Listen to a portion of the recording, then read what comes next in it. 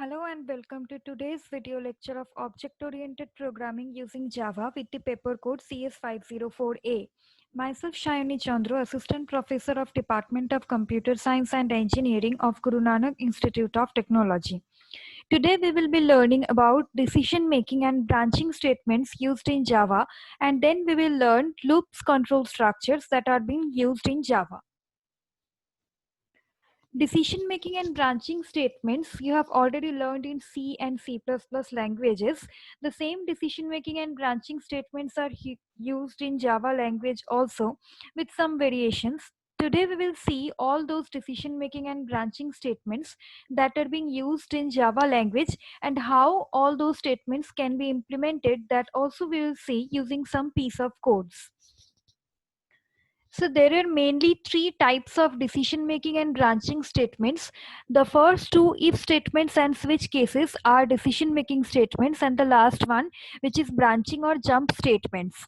So at first we will learn about all of the if statements, all the variations of if statements that are available in Java. There are four types of if statements or selection statements that are available in Java: simple if statement, if else statement, if else if ladder statement, and nested if statements. So we will look into all of these one by one with some simple programs. Java if statement is used to test the conditions. It checks the Boolean condition true or false. So first we will be learning how many types of if statements are there in Java. Let me write it down first. We have already seen that there are four types of Java if statements. The first one is simple if statement.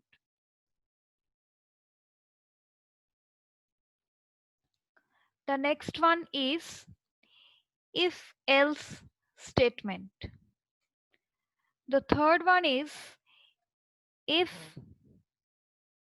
else if ladder statement, and the last one is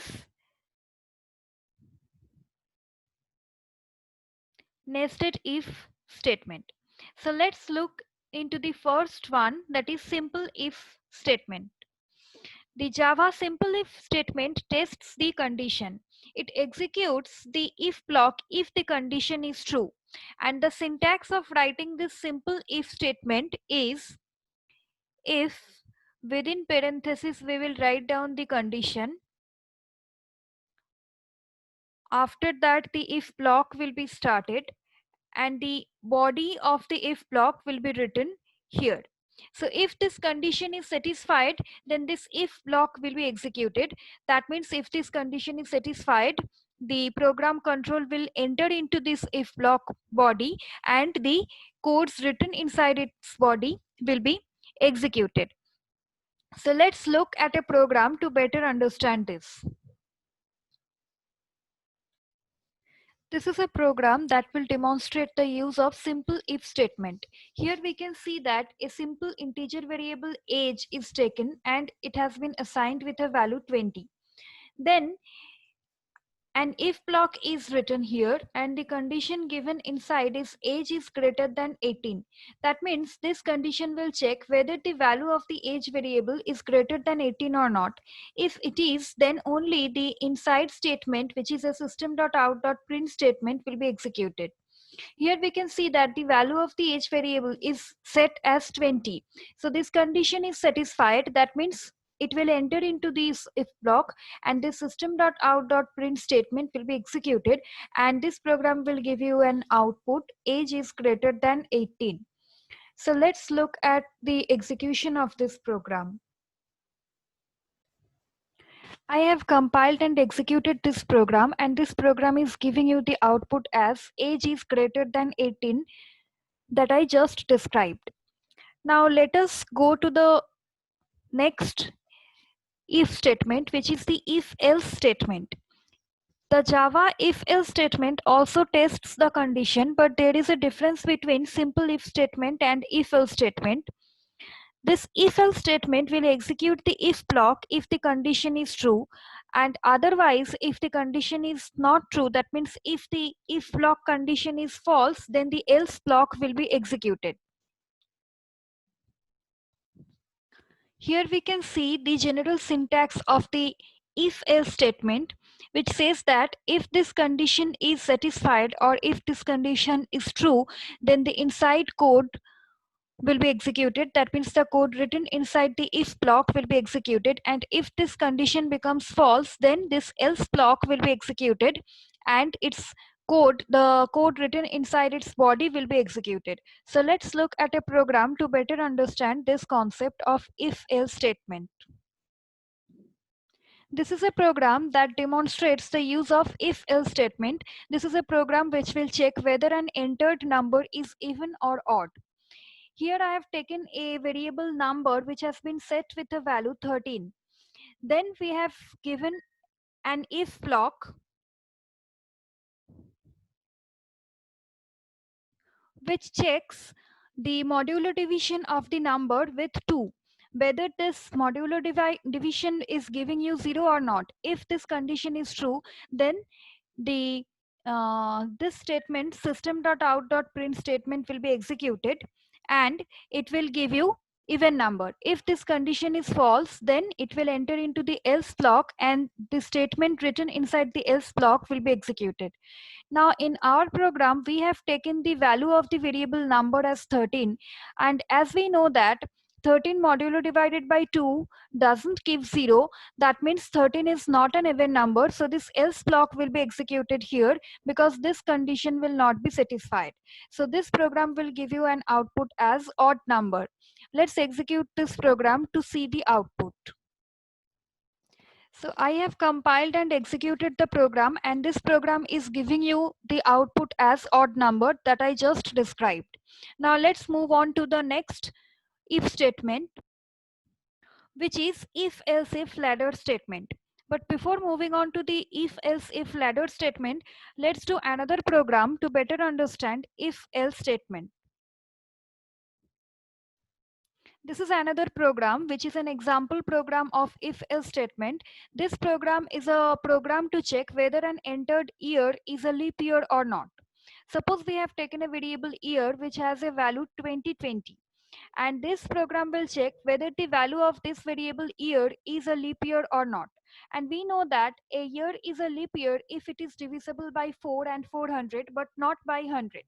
So we have given the conditions here like this: year modulo division 4 should be equal to 0, and year modulo division 400 should be equal to 0. If either of these two statements are satisfied, then the year will be a leap year. But remember that the year modulo division 100 should not be equal to 0. That's why we have written the condition like this. Now if this condition given inside this if block is satisfied, then it will give you a leap year as output, and if this condition is not satisfied, then it will enter into the else block, and it will give you a common year as output. Now, as 2020 is a leap year, because all these conditions are satisfied for this value 2020 inserted into the year variable, so it will enter into this if block and leap year will be the output. Let's execute the program to see the output. As I just told that the output should be leap year because 2020 is a leap year. That's why the output showing here is a leap year. Now let's move on to the next topic, or the next if statement, which is if else if ladder statement. The if else if ladder statement executes one condition from multiple statements. That means here we can see that this is the general syntax of else if ladder statement. Here we can see that if this condition is satisfied, it will enter into this if block and this code will be executed. If this condition is not satisfied, then it will go to this else, which is the corresponding else of this if block. Here again another if block is written, which is an else if statement. That means if this condition is not satisfied, then it will go into this if condition to check. If this condition is satisfied, then it will enter into this block, and this code will be executed. If this if is not satisfied, then again it will enter into the else part of this corresponding if, which is this else part. Then again another if block is written. That means if this condition is not satisfied, it will check whether condition 3 is true or not. If this condition is true, then it will enter into the block and this code will be executed, and this will go on. And lastly, we will write one else block which will correspond to the immediate previous if block. And if all the conditions are false, that means this else block will be executed. Then that means it will enter into the else block and its body of the code written inside it will be executed. So this is how if else if ladder statements execute. Let's look at a program to better understand this. This is a program which shows the implementation of if else if ladder statements. This is a program which will check whether an entered number is a positive number or negative number or zero. Here we have taken a variable number which is an integer variable and we have assigned a negative value minus 13 into it. Now we have written an if block which will check whether this number is greater than 0 or not. If it is, then it will enter into the if block and this system.out.println statement will be executed. If this condition is not satisfied, then it will go to its corresponding else block, which is this else. Here again we have written another if block and another condition is written inside this parenthesis of the if block, which will check whether the number is less than 0 or not. If this condition is satisfied, it will enter into the block and this system.out.println statement will be executed. If this statement is not if this statement is not true, it will go to its corresponding else block, which is this else block, and this statement will be executed.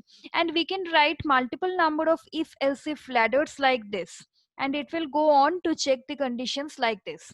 Here the value that we have put into the number variable is a negative number. So the first if condition, that is number is greater than 0, will not be executed because this condition will be false. This condition will not be true. So it will go into its corresponding else block where we will check another condition, which is number is less than 0. Now this number is less than 0, so this condition is true. So it will enter into this if block and this system.println statement, system.out.println statement will be executed and the output of this program would be negative. So let's execute the program to see the output. As you can see here that the output is negative, that I have just described, because the number that we have inputted into the number variable is minus 13, which is a negative number. That's why the output is negative. So let's move on to the last if statement, which is nested if statement. The nested if statement represents the if block within another if block. And here the inner if block condition will execute only when the outer if block condition is true. This is the general syntax of the nested if else statement. Here we can see that if this condition is true, then only it will enter into this if block and then only this inner if block condition will be checked. That means the inner if block condition will be checked only when the outer if block condition is true. Otherwise, it will not enter into the inner if block. Let's go to a program to better understand this. This is an example program to demonstrate the use of nested if statement. This program will demonstrate whether a person is eligible to donate blood or not, depending on the age and weight. Here we have taken two variables, both are integer variables, age and weight. Here in our program, we have assigned a value 25 into the age variable and 48 into the weight variable. Then we have written an if block which will check whether the age is greater than equal to 18 or not. If it is, that means if this condition is true, it will enter into this if block and there is another if block written inside it, which is the inner if block or nested if block, which will check whether the weight is greater than 50 or not. That means if the age is greater than equal to 18, then only it will enter into this if block and then only this nested if block will be executed and this condition will be checked whether it is true or false. If this condition is true, then it will enter into this if block and this system.out.println statement will be executed. If this condition becomes false, then its corresponding else block will be executed, which is this one, and this system.out.println statement will be executed. But if the outer if block becomes false, then its corresponding else block will be executed, which is this else block, and this system.out.println statement will be executed. In our program, we have taken a value 25 into the age variable. That means this age greater than equal to 18 condition is true in our case. So it will enter into this if block to check whether weight is greater than 50 or not. But here we have taken a value 48 into the weight variable. So this if block will not be executed because this condition becomes false. So its corresponding else block will be executed, which will print you are not eligible to donate blood. So let's execute the program to see the output. As I just explained that the output would be you are not eligible to donate blood because weight is not greater than 50, it is 48, which is less than 50. That's why this is the output that is being displayed. The next decision making and branching statement which we will learn today is the switch case. Java switch statement executes one statement from multiple conditions. It is much like if else if ladder statement, but the switch statement works with all the integer types which are byte, short, int, long. And from Java 7 you can also use strings in the switch statement.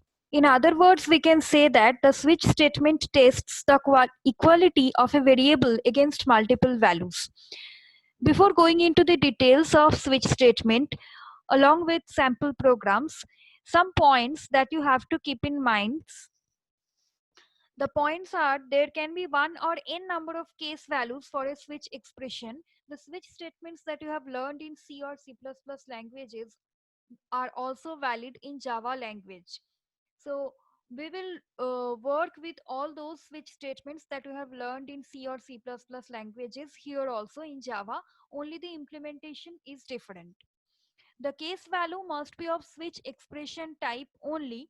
The case value must be literal or constant. It doesn't allow any variables. The case values must be unique. In case of duplicate value, it renders compile time error.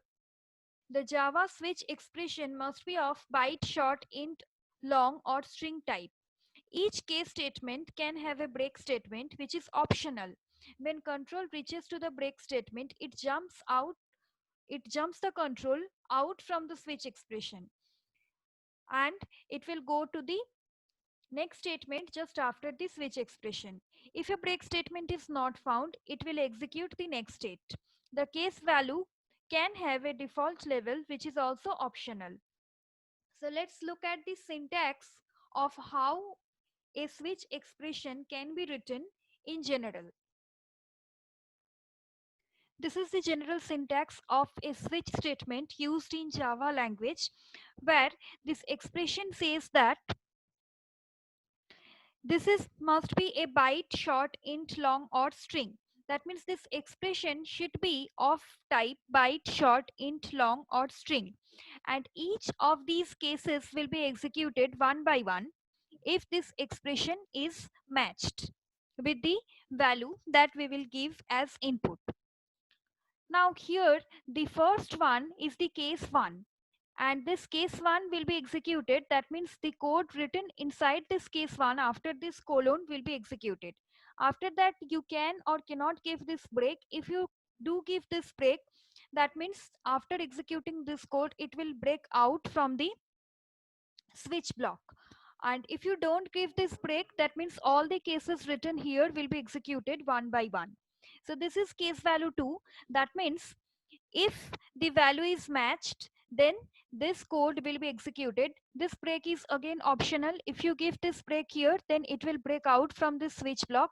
Otherwise, all the rest of the cases will be executed. So let's look at a program to better understand this concept of switch statement.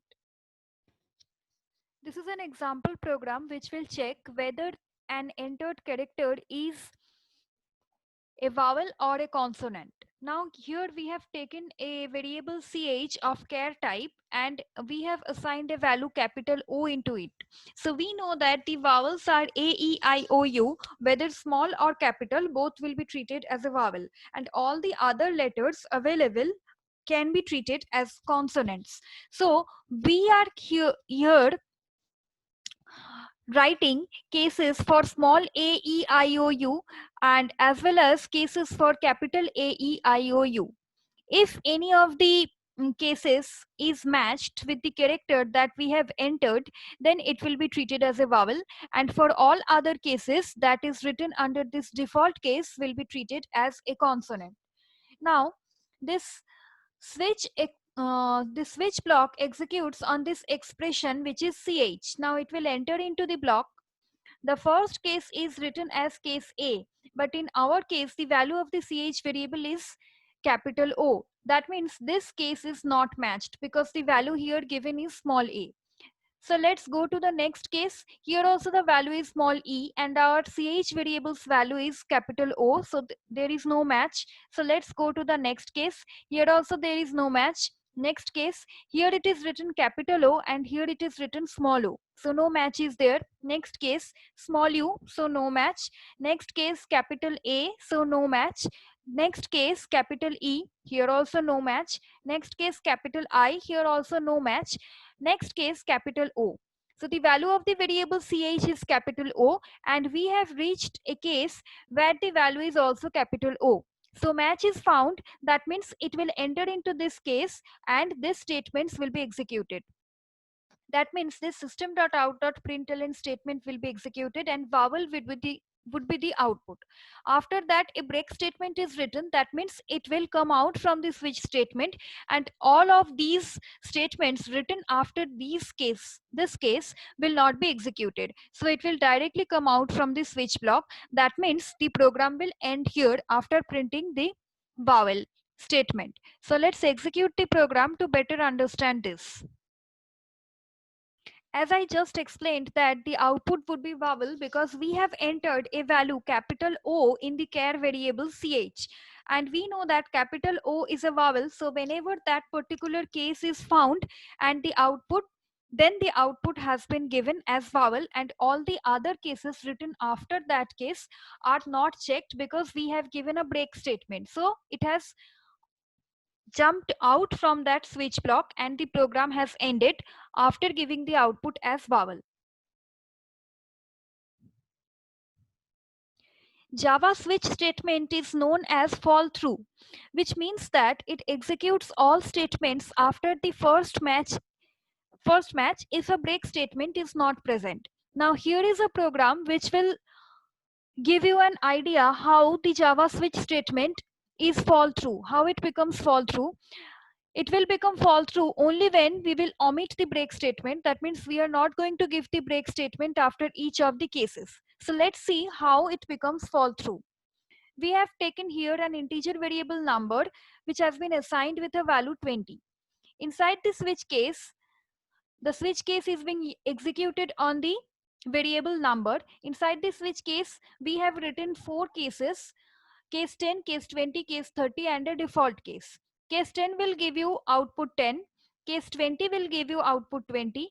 Case 30 will give you output 30. And default will give you a statement not in 10, 20, or 30.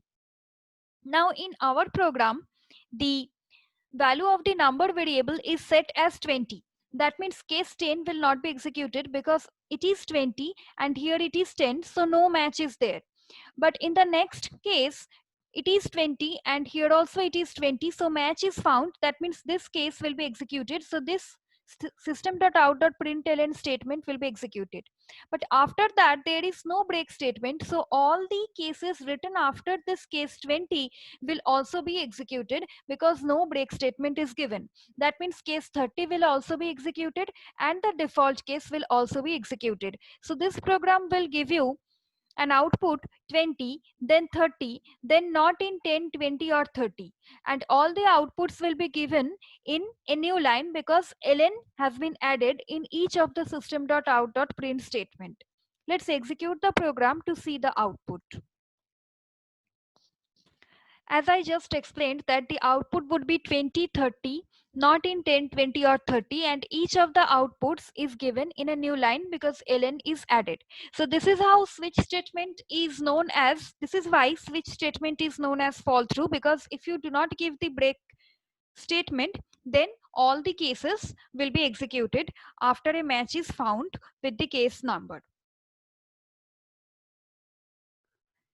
Next, we will learn about nested switch statements. As we have already learned about nested if statements, there we have seen that nested if statement means an if block written within the scope of another if block. Here also the concept is same. A switch block written within the scope of another switch block. So this is the general syntax of nested switch statements, where we can see that this one is the outer switch block.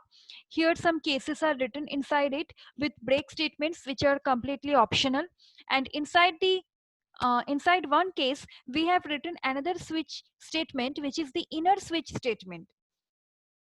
Here also inside this switch statement some cases are written, and this will go on, this will be continued. So this is the general expression of nested switch statements, where we have seen that one switch statement will be nested another inside another switch statement block.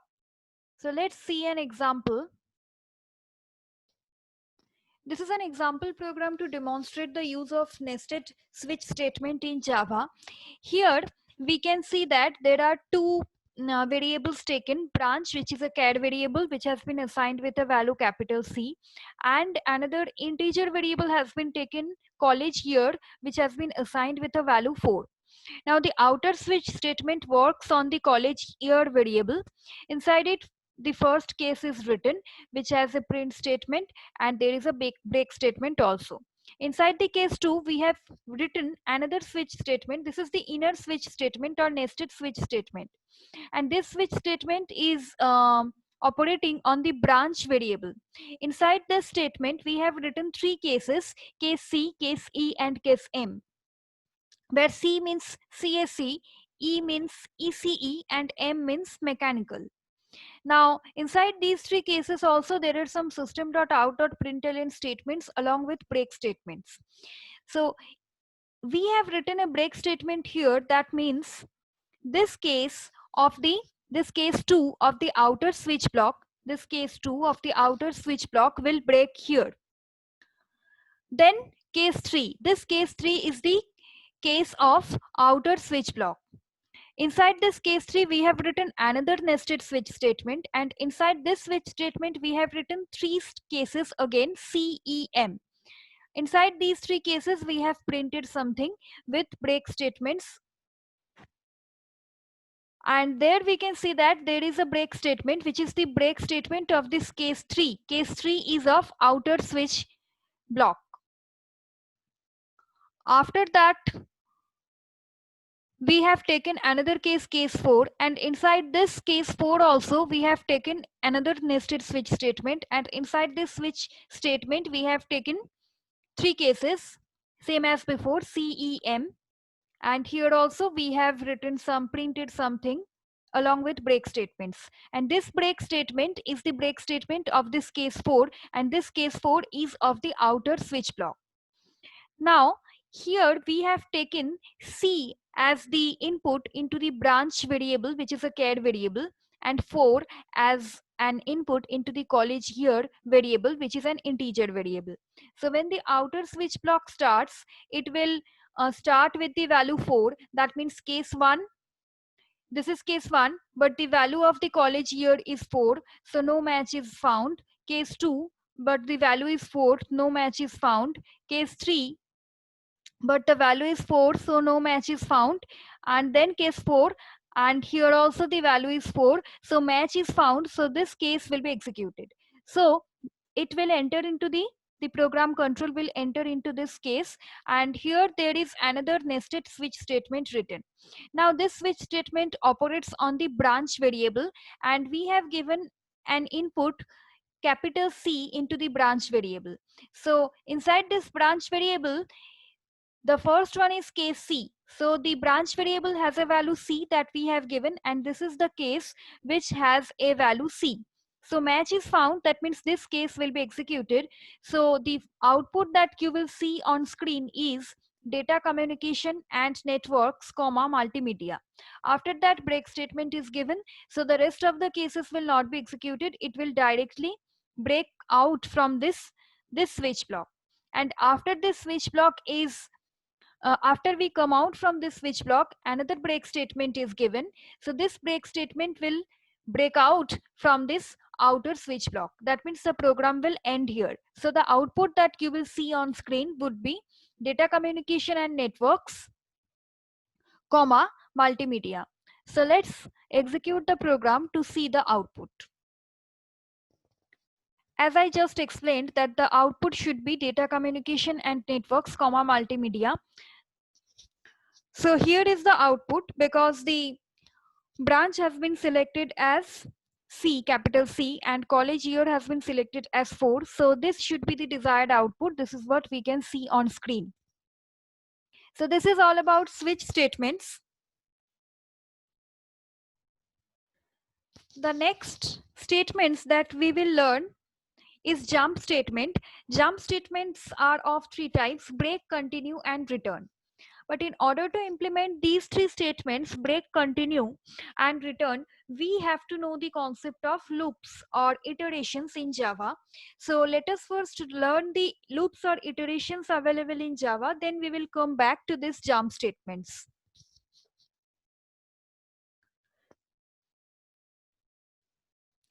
In programming languages, loops are used to execute a set of instructions or functions repeatedly when some conditions become true. There are three types of loops in Java, which are for loop, while loop, and do while loop. So let us learn each of these loops one by one. Let us first learn how for loop works in Java. The Java for loop is a control flow statement that iterates a part of the program multiple times. This Java for loop is used to iterate a part of the program several times. If the number of iteration is fixed, then it is recommended to use the for loop. There are two types of for loops in Java, which are simple for loop and for each loop or enhanced for loop. Now let us learn each of these two for loops one by one. The first one is simple for loop. So there are two types of for loops: simple for loop and for each loop, which is also known as enhanced for loop. So let us first learn about Java simple for loop. A simple for loop is same as C or C++. You have already learned for loops in C or C++ languages. Here also the simple for loop works in the same way. We can initialize the variable, check condition, and increment or decrement value inside the for loop. So this simple for loop consists of three parts. The three parts are initialization,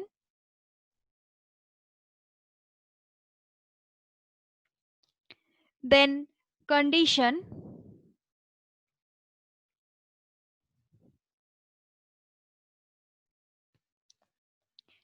and then increment or decrement. And inside the for loop, we will write down the statements of the for loop. Now, the first one is initialization. Initialization is the initial condition which is executed once when the loop starts. Here we can initialize the variable or we can use an already initialized variable. It is an optional condition. The next thing is condition. This one. It is the second condition which is executed each time to test the condition of the loop. It continues execution until the condition is false. It must return Boolean value, either true or false. It is also an optional condition. The next one is increment or decrement. It will increment or decrement the variable value. It is an optional condition. And the last one that we will write inside the for loop is statement.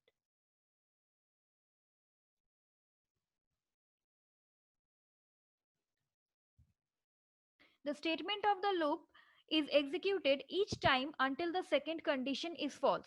So the syntax of the for loop looks like this.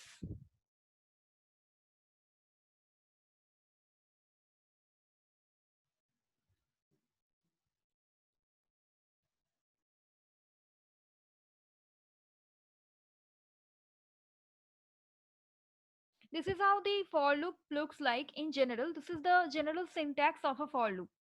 So let's do a program to better understand the working of this simple for loop in Java. This is an example program to demonstrate how the simple for loop works in Java. This program will just print the table of 1, or we can say that this program will just print the values from 1 to 10. So here we have taken a class, this is the main method, and here we have written a for loop. Inside the for loop, we have initialized the I variable int I equal to 1. Then after the semicolon, we have written the condition. The condition is I less than equal to 10. That means the condition will checked until and unless the value of I becomes 10. Whenever the value of I becomes 11, the condition will become false and the loop will be terminated. After that, an increment operation is given, which is I plus plus. So when in the first iteration, when I equal to 1, it will print the value of I, which is 1. In the next iteration, when I is equal to 1, then I less than equal to 10, this condition is true. Then it will print I, that is 1. Then I plus plus will be executed. That means I will be incremented to 2. So when I equal to 2, I less than equal to 10 condition will be checked. So yes, 2 is less than equal to 10. So condition is true. So it will enter into the loop and the value of I, that is 2, will be printed. Then again I plus plus will be executed. So the value of I will be 3 and the condition will be checked again. I less than equal to 10. Yes, the value of I, that is 3, is less than equal to 10. So I plus plus, that means I will be now 4. Before that, the value of I will be printed, that is 3 will be printed first, then I plus plus will be executed, that is 4. The value of I will become 4, and this will continue until and unless the value of I becomes 10. Whenever the value of I becomes 11, this condition will become false, so then it will come out from the loop. So here we have seen that the initialization of the I variable with the value 1, this is the one time process. This initialization will be executed only once, and after that these two, condition and increment or decrement, these two operations will be done multiple times. So this program will give you an output where it will print the numbers from 1 to 10 in new line, because ln is given, so each value of I will be printed in a new line. Let's execute the program to see the output. As I just explained that this program will give you a table of 1, or it will print the values of the loop variable, that is I, and the values will be printed from 1 to 10, and each value will be printed in a new line. That's what the output is showing here. The value of I, which is from I 1 to 10, is being given here, and each value is printed in a new line. Let's move on to the next for loop type. The next for loop that we will learn is nested for loop. If we have a for loop inside another for loop, it is known as nested for loop. The inner loop executes completely whenever the outer loop executes. Now you have already learned about nested if statement and nested switch statement. Now you will learn about nested for statement. So let's look at the general syntax of nested for statement. The general syntax looks like this.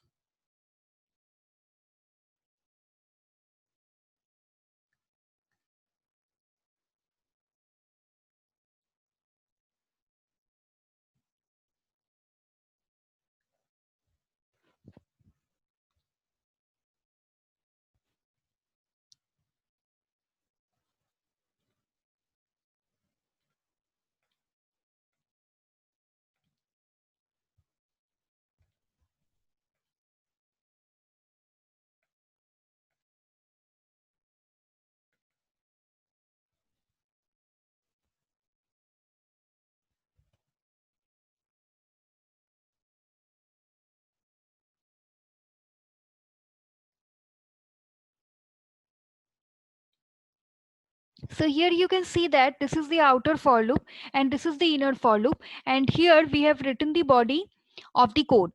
Now let's see an example to better understand this. This is an example program which shows the implementation of nested for statement. Here we can see that this is the outer for loop where the loop variable I will loop or iterate from 1 to 3. This is the inner for loop where the loop variable j will iterate from 1 to 3 for each of this iteration of this outer for loop. That means when I equal to 1, in the outer for loop, the inner for loop will loop from j equal to 1 to 3. Then again, when the outer for loop variable is I equal to 2, then the inner for loop variable j will iterate from 1 to 3. Then again, when the outer for loop variable I equal to 3, then the inner for loop variable will iterate from j equal to 1 to 3. That means the output would be, when we will print the values of I and j for I equal to 1, j will be printed from 1 to 3. That means the output would be 1, 1, 1, 2, 1, 3. And each of these statements will be printed in a new line. That means in a new line we will in the first line we will see the output 1 space 1, because a space is printed in between I and j. Then in the new line we will see another output as 1 space 2. Then in the new line we will see another output as 1 space 3. That means for the value of I as 1, this inner for loop has executed completely. Now it will again go to the outer for loop where I will be incremented by 1. Now the new value of I is 2. So for the value of I 2, the inner for loop will execute from 1 to 3. That means it will give you 2, 1, 2, 2, 2, 3. And each of these outputs will be shown in a new line. And lastly, it will give you 3, 1, 3, 2, 3, 3. And each of these outputs will be shown in a new line. Let's execute the program to understand this.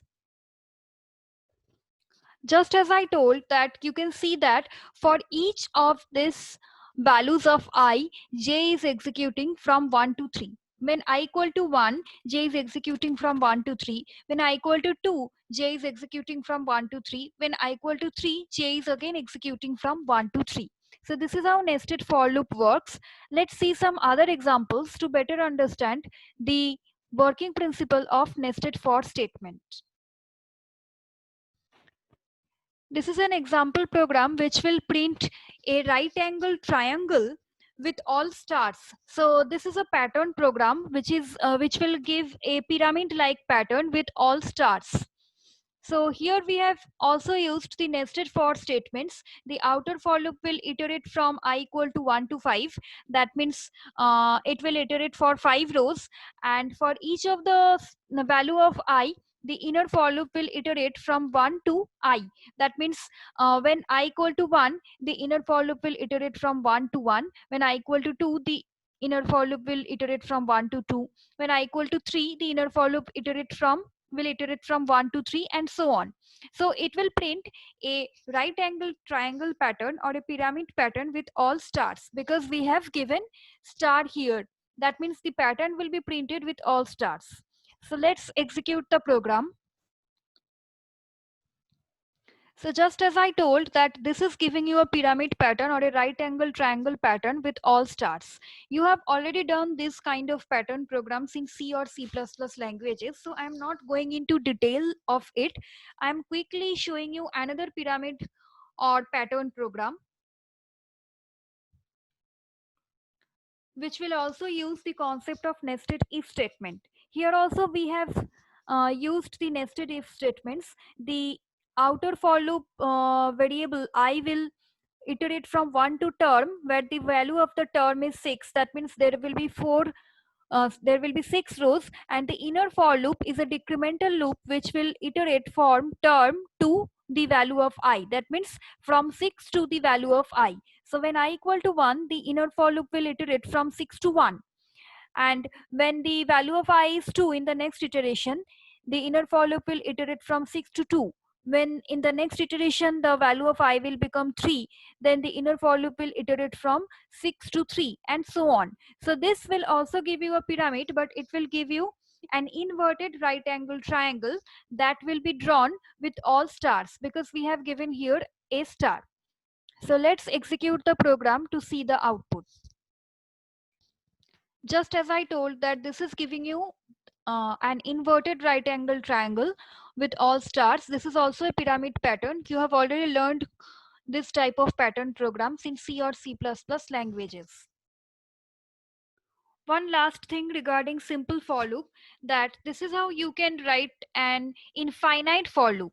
That means if you don't give the initialization thing, the condition thing, or the increment decrement thing, if you just leave it like this, then the code that you will write inside this for loop will be executed infinite times. So this is known as infinite for loop, and in order to stop this for loop to execute, you have to press Ctrl C on keyboard. So now let's move on to the next version of the for loop, which is available only in Java, which was not there in C or C++ languages, which is called for each version of the for loop or enhanced for loop. The for each loop is used to traverse array or collection in Java. It is easier to use than the simple for loop because we don't need to increment value and use the subscript notation. It works on elements basis but not on index basis. It returns element one by one in the defined variable.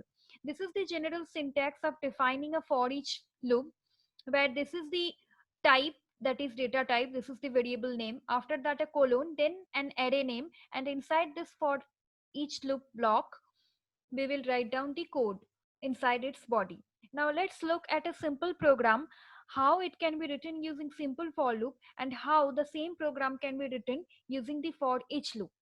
So the upper program is written using the simple for loop, where we can see that we have taken an array nums which contains 10 values. That means the size of the array is 10 and it contains 10 values from 1 to 10.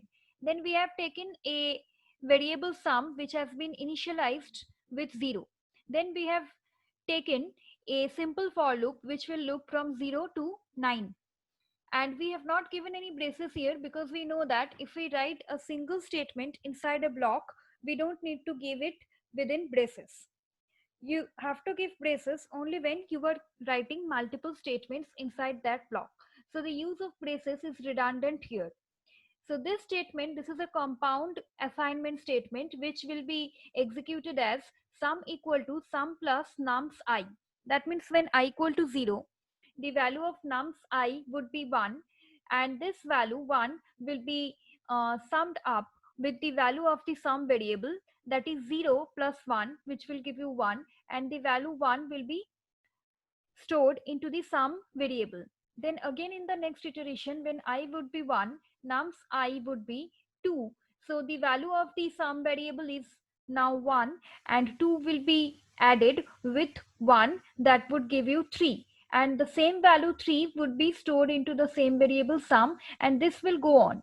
So in this way, this program would sum up all the values mentioned here inside this array. That means this is a program of adding up all these 10 values mentioned within the array.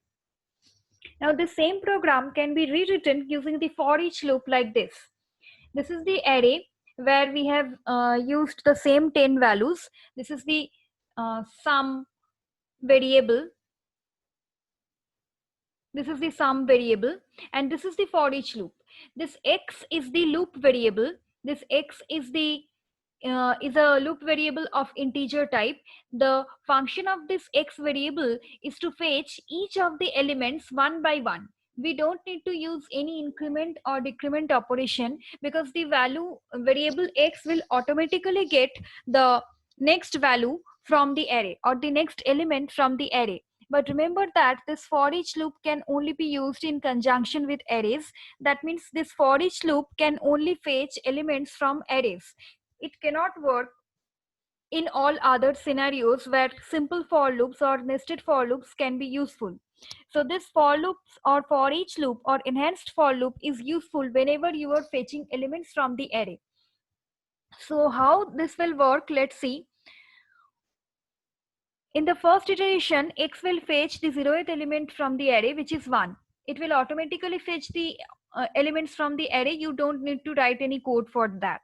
So x will first fetch the value 1 from the nums array, And then after that, sum plus equal to x means that this statement will be executed as sum equal to sum plus x. So in the first iteration, when x is fetching the first zeroth element from the array, which is 1, this will give you sum equal to sum plus x. That means sum, the value of sum is 0 initially, plus x, and x has got the zeroth element from the array, which is 1. So sum is giving you 1 in the first iteration.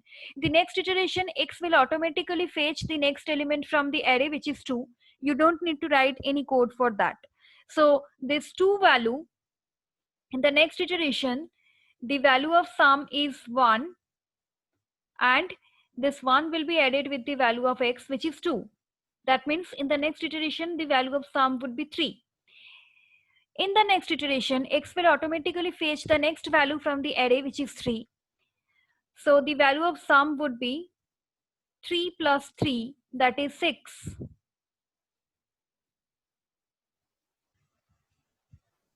In the next iteration, x would automatically fetch the next element from the array, which is 4.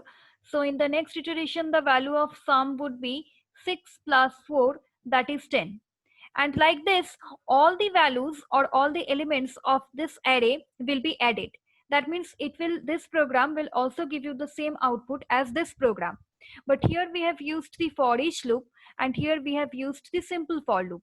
This is the for each loop, which will only work in conjunction with arrays. Here we have used a one-dimensional array. The for each loop will also work on two-dimensional arrays. But remember that inside the for each loop, you don't need to write any increment or decrement statement, because the loop variable of the for each loop will automatically get each of the elements mentioned inside the array, starting from the 0th element. And remember that the for each loop will always work on the elements, not on the indices of the array. So this is how for each loop is very useful whenever you are dealing with arrays and whenever you are fetching data from 1D array or 2D arrays. But in all other cases, you will see that the nested for loop or the simple for loop will become useful. So this is the for each loop or enhanced version of the for loop, which is only available in Java. This for each loop is not available in any other languages like C or C++. So this is the for each loop that you have learned today. Now this is all about for loop. Now let's move on to the while loop. Next, we will learn about the while loop. The Java while loop is used to iterate a part of the program several times. If the number of iteration is not fixed, then it is recommended to use the while loop. This while loop you have already learned in C or C++ languages. The same concept of C or C++ languages for loop, while loop is used in Java language also. So let's look at how the general syntax of the while loop looks like. This is how the general syntax of the while loop looks like, where this is the condition which needs to be checked before entering into the loop. If this condition is true, then the program control will enter into the loop block and the inside code will be executed. Let's look at a program to better understand this. The same program that we have done while explaining the for loop, we have done here also. This is the same program that will print the values of the loop variable I from 1 to 10. This program has been done using for loop also. So in this program, we will see that this is the loop variable I, which has been initialized with a value 1. Then the while block is written, and inside it the condition is written, that is I less than equal to 10. That means until and unless I is less than equal to 10, this loop will be iterated. Inside the while block, we have just printed the value of I, and after that we have given an increment statement I plus plus. That means in the first iteration, when I equal to 1, condition checked, yes, condition is true. So the value of I, which is 1, is printed. Then in the next statement, I is incremented by 1, and now I has become 2. Now again it will iterate, condition will be checked, I less than equal to 10, yes, the value of I, which is 2, is less than equal to 10. So it will enter into the loop, and the value of I, which is 2, will be printed. In the next statement, the value of I will be incremented by 1, so I will now become 3. Then again it will iterate. The condition will be checked. Condition is true. Enter into the loop. Value of I, which is 3, is printed, and in the next statement value of I is incremented by 1. So I has now become 4, and this iteration will be continued until and unless I less than equal to 10. So whenever the value of I becomes 11 after increment operation, then whenever this condition will be checked, the condition will become false, so the loop will be terminated. That means this program will also print the values of I from 1 to 10. Let's execute the program. As I just told that the values of I from 1 to 10 will be printed. So this is the output that we can see on screen. Now let's move on to the next loop, which is do while loop. The Java do-while loop is used to iterate a part of the program several times. If the number of iteration is not fixed and you must have to execute the loop at least once, then it is recommended to use the do-while loop. The Java do-while loop is executed at least once because the condition is checked after the loop body. This is the general syntax of the do-while loop. Here we can see that the condition is checked here. That means when we are coming out from the loop, the condition is being checked. That means whether the condition is true or false, the body of the code will be executed at least once. Even if the condition is false, then also the body of the code will be executed at least once. This is the main difference between while loop and do while loop. In case of while loop, if the condition is false, then the body of the code will not be executed. But in case of do while loop, even if the condition is false, then also the code will be executed. Code written inside its body will be executed at least once. So this is the general syntax of the do while loop. Let's look at a program to better understand this. This is the same program that we have done using the do while loop. Here also this program will print the value of I from 1 to 10, just like the while loop program and the for loop program. Here we have taken a variable I and set its value as 1. Then inside the do while loop body, we have printed its value and we have given an increment operation. And after the do while loop, when we are coming out from the loop, we have given the condition. That means even if the condition becomes false, this system.out.println statement will be executed at least once. So here the value of I is 1 and the condition is becoming true until and unless the value of I exceeds 10. So this program will also give you an output from 1 to 10. So let's see the output of this program.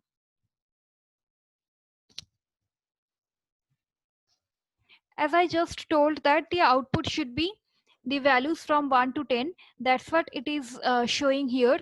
Each of the value is showing in a new line because after the system.out.print statement, there is an ln given. So this is how Java do while loop works. Now, I have already told you about the infinite for loop. The infinite loop is also available in while loop and in do while loop.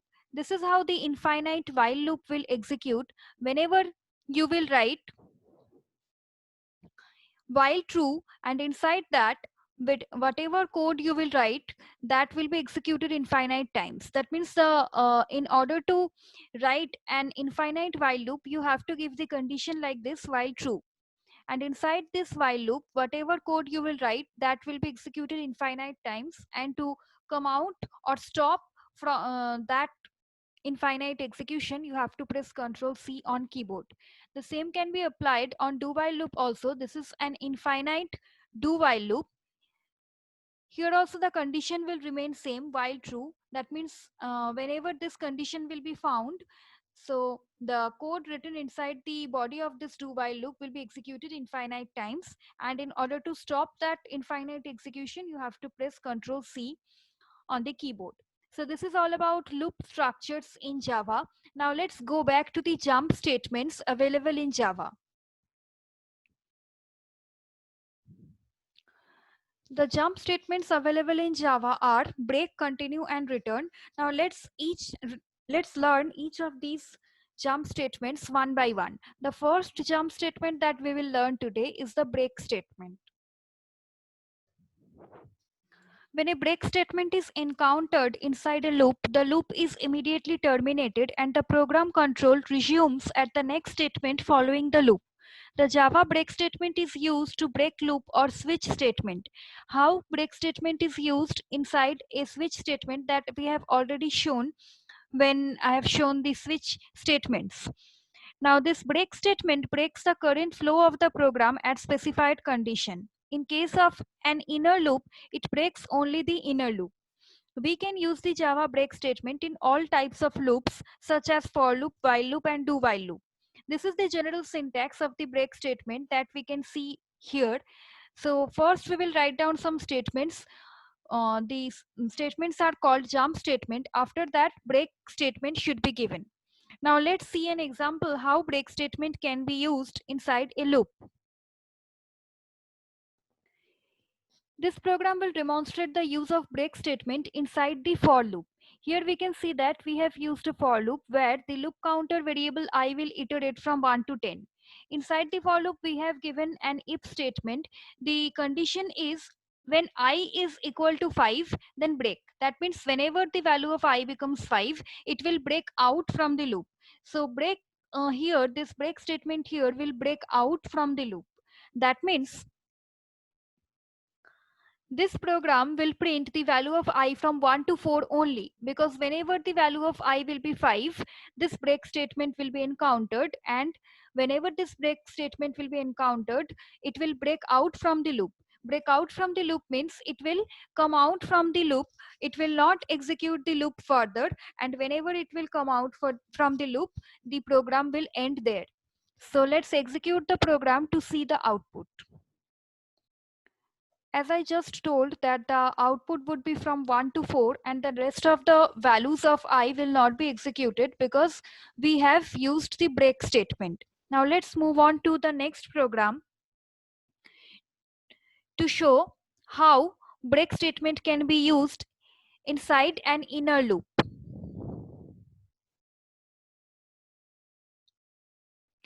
Here we have shown how the break statement can be used inside an inner loop. We have used a nested for statements here. This is the outer for statement where the loop variable I will iterate from 1 to 3. And this is the inner loop or nested loop where the for loop where the loop variable j will iterate from 1 to 3. Now this is the if condition placed inside the inner loop which will check for these two conditions to be true. Now this is the logical AND, that means I equal to 2 and j equal to 2. Whenever these two conditions will be satisfied, it will enter into the if block and there is a break statement inside it. So whenever the value of I becomes 2 and the value of j becomes 2, the break statement will be encountered, and whenever this break statement will be encountered, it will come out from the inner block or inner loop. That means the inner for loop will be terminated, and whenever this inner for loop will be terminated, the immediate next statement after the inner for loop will be executed. That means whenever this inner for loop will be terminated, the program control will again be transferred to the outer for loop. That means whenever I equal to 2 and j equal to 2, the rest of the statements inside the inner for loop will not be executed. The program control will come out from the inner for loop and again it will go to the outer for loop and the next iteration will be executed. So let's see the output to better understand the program. As I have told that in the first iteration it is printing 1 1, in the second iteration it is printing 1 2, in the third iteration it is printing 1 3, then it will print 2 1. But whenever the value of I and j becomes equal, which is 2 2, the break statement will be encountered and the inner for loop will be terminated and the next iteration with the outer for loop will be continued. That means the inner for loop will not be executed for the rest of the values of j, and the next iteration with the new value of I, which is 3, will be continued. That's why 2 2 and 2 3, these two values are not printed, and after that the next iteration of the outer for loop begins with the value of I as 3, and so 3 1 3 2 and 3 3 are printed. So this is the output of the program, where we have seen that how break statement is used inside the inner for loop to break out from the inner for loop and to go back to the outer for loop. Next, we will see how the break statement will be used along with the while loop.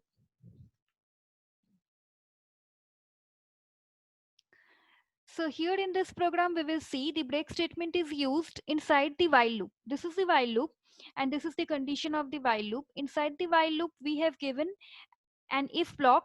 Inside the if block, a condition is being checked for I is equal to 5. So whenever I is equal to 5, we will use the break statement. That means the while loop will be terminated. So whenever this value of I is becoming 5, the break statement will be encountered and it will break out from the while loop. Break out from the while loop means that this program will be terminated. That means here in this program, only the first 4 values of I will be printed. That is, the output would be 1, 2, 3, 4, and each of the values will be seen in a new line because this ln is written here. So let's see the output to better understand the program. As I just told that the output would be 1, 2, 3, 4 because whenever I has become 5, the break statement is encountered and the while loop is terminated. That's why the value of I that are being shown here are from 1 to 4. So let's go to the next program where we will see how break statement is being used inside a do while loop.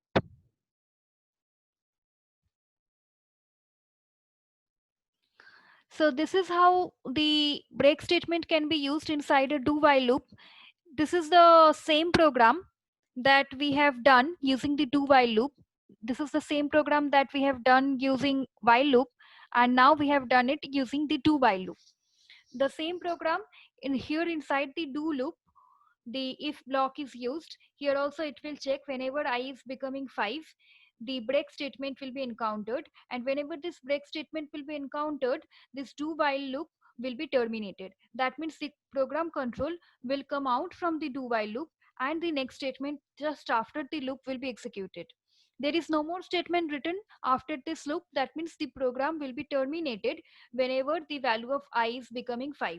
That means this program will also give you an output where the values of I will be shown from 1 to 4, and each of the values will be shown in a new line because of this ln. Let's see the output of this program. As I just told, the output that can be seen here is the 1, 2, 3, 4, and each of the values is shown in a new line. Now, let's move on to the next jump statement in Java, that is continue statement.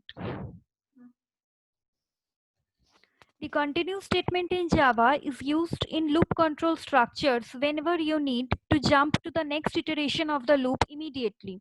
It can be used with for loop or while loop. The Java continue statement is used to continue the loop. It continues the current flow of the program and skips the remaining code at the specified condition. In case of an inner loop, it will continue the inner loop only. We can use Java continue statement in all types of loops such as loop, for loop, while loop, and do while loop. Now this is the general syntax of the continue statement, where we will write down the jump statement first, then we will give the continue statement. Now let's look at some example programs to better understand the concept of the continue statement used in Java. This program shows how to use the continue statement inside a for loop. So here we have used a for loop where the loop counter variable I will iterate from 1 to 10. Inside the for loop, we have used an if condition where the condition is I equal to 5 or not. Whenever the value of I is becoming 5, the continue statement will be encountered. As I just told that the continue statement will skip the rest of the statements written inside the for loop, and it will go to the the program control will be taken back to the beginning of the loop. That is, the whenever the value of I is becoming 5, the rest of the statements written inside the for loop, that is this system.out.println statement, will be skipped. That means the value of I, which is 5, will not be printed, and the program control will be taken back to the beginning of the loop, that is here, where the new value of I, that is 6, will be encountered, and the loop will be continued with the new value of I, that is 6. That means this program would give you an output 1 2 3 4. After that the value 5 will be skipped, and after that 6 7 8 9 10 would be the output. So let's see the output of this program to better understand this.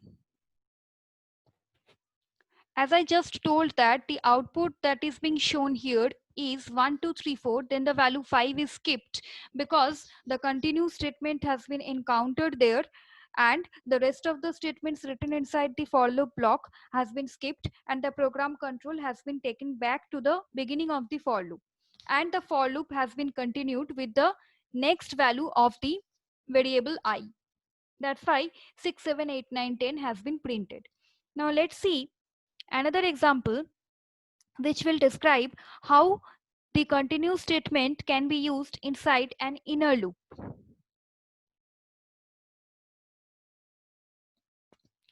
So this is another example which demonstrates how to use the continue statement inside an inner loop. Here we have used the nested for loops again, and inside the inner for loop we have used an if block where a condition is being checked. Two conditions are being checked with a logical and in between. The first condition being checked is I equal to 2 or not, and the second condition being checked is whether j is equal to 2 or not. If I is equal to 2 and j is equal to 2, then the continue statement will be encountered. And whenever this continue statement will be encountered, the program control will be taken back to the beginning of the inner for loop. That means the rest of the statements written inside the inner for loop will be skipped because the continue statement is written here. So it will go back to the beginning of the inner for loop where the value of j will be incremented to 3, and the execution of the inner for loop will be continued with the value of j being 3.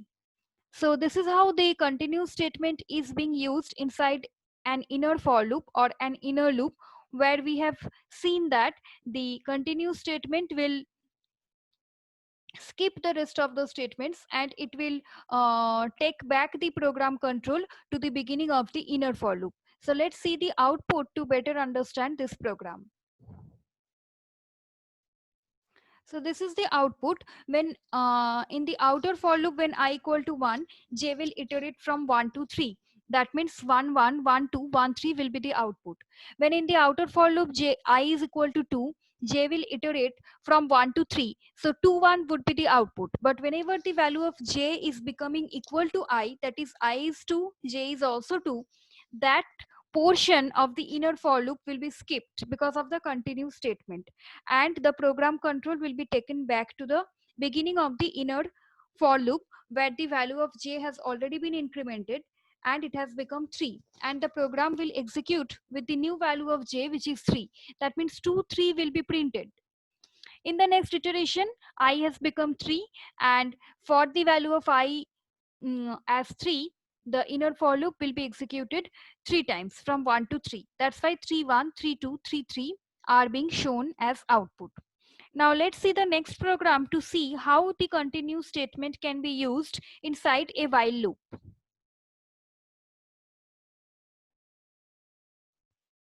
So this is how the continue statement can be used inside a while loop.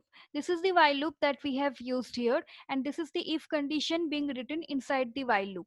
Whenever I is becoming 5, the continue statement will be encountered, and then the rest of the statements written inside the while loop will be skipped, and the program control will be taken back to the beginning of the while loop, and the while loop will be continued with the next value of I, which is 6. So this program would give you an output 1 2 3 4. Then the next value of I, that is 5, will be skipped because of this continue statement, and then the program will be continued with the next values of I, which are 6 7 8 9 10. So this program will give you output 1 2 3 4, then 6 7 8 9 10. Let's see the output of this program. As I just told that the output should be 1 2 3 4, then 5 will be skipped, then 6 7 8 9 10. Now let's move on to the last program where the continue statement will be used inside a do while loop.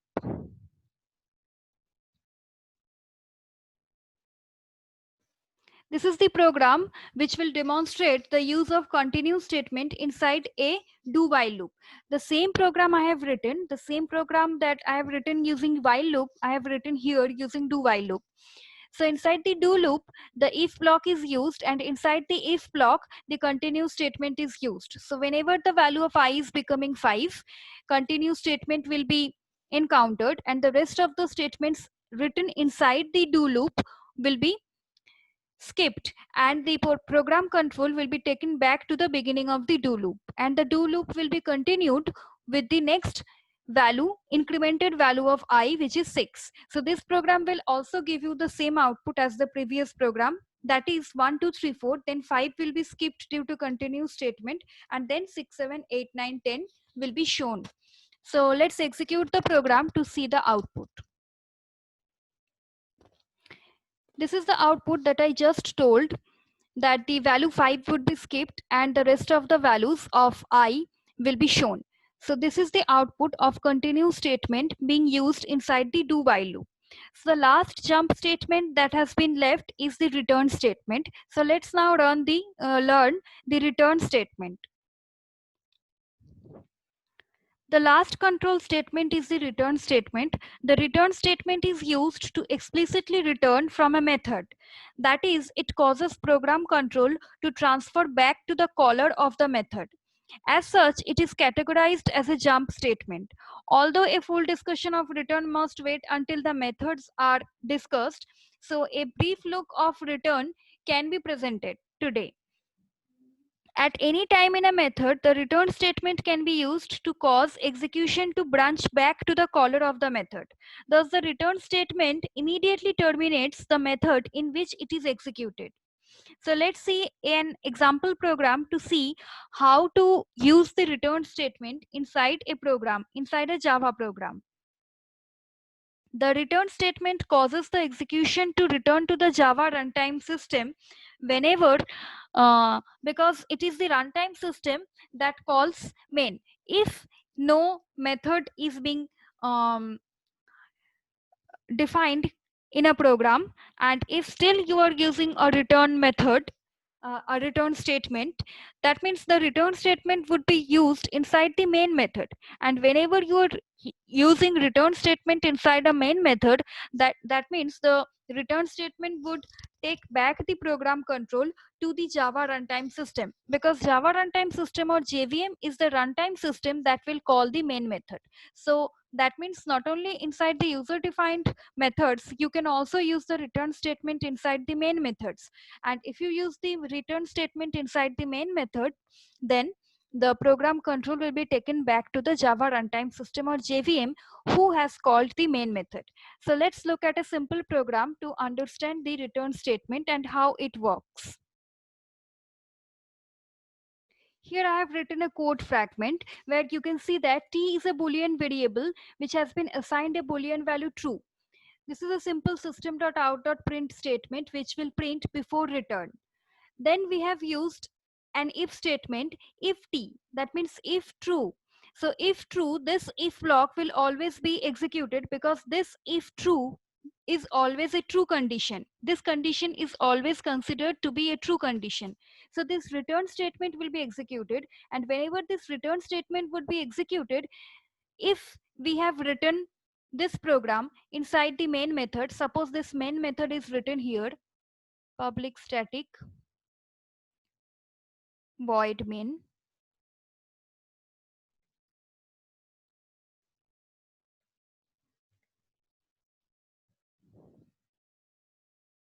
string args. Suppose this whole program is written inside a main method, and suppose a class is also there, say class A. Okay. Now, whenever you are writing this return statement, you have written this return statement inside the main method body. So the rest of the statements will not be executed, and the program control will be taken back to the Java runtime system. Why Java runtime system? Because JVM is the one who has called this main method.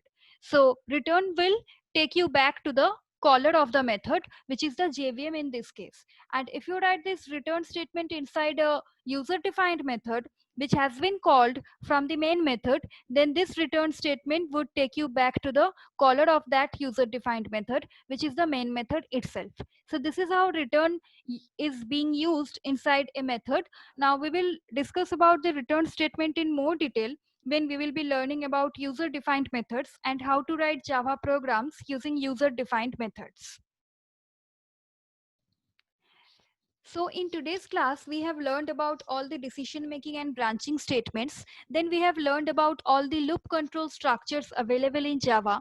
Then we have learned about the special for loop or the enhanced for loop that is being called as for each loop in Java. In the next lecture, I'll teach you how the object-oriented properties, object-oriented programming properties are being used in Java language. So until today, we have learned the basic concepts of Java programming language. These concepts you have also learned in other languages like C or C++. So till today you have learned the basic things that you need to do in order to write a Java program. From the next lecture onwards, you will see how to write down the Java programs to implement the concepts of object-oriented programming that we have already learned. Thank you for listening to today's lecture. See you in the next lecture.